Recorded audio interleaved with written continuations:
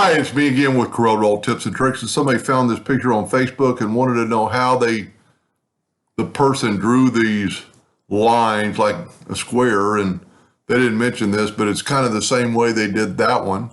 So we're just going to draw one.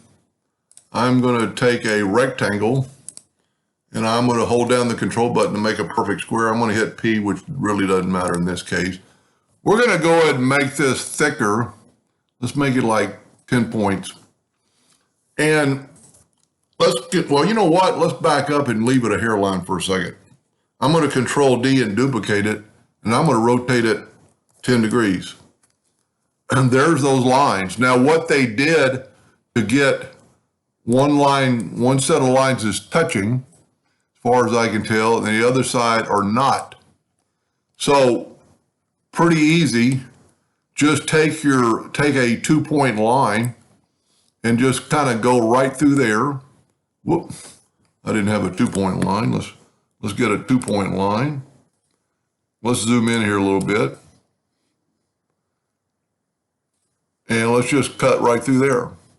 Now on here we don't have to because they're touching, so the virtual segment delete key will delete and those lines will be touching, where these will not be touching.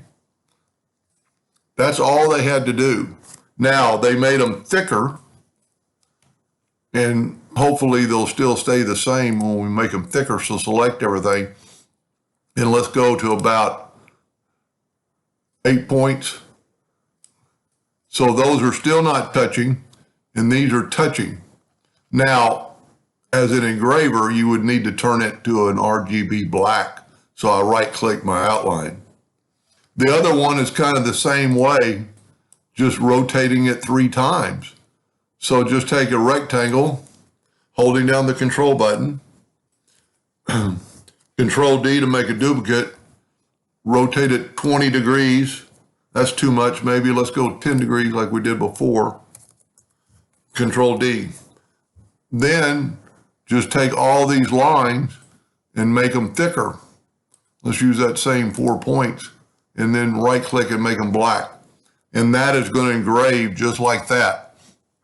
Pretty cool idea to have something to put a name in. Hope that helped them a little bit. Thank you for watching.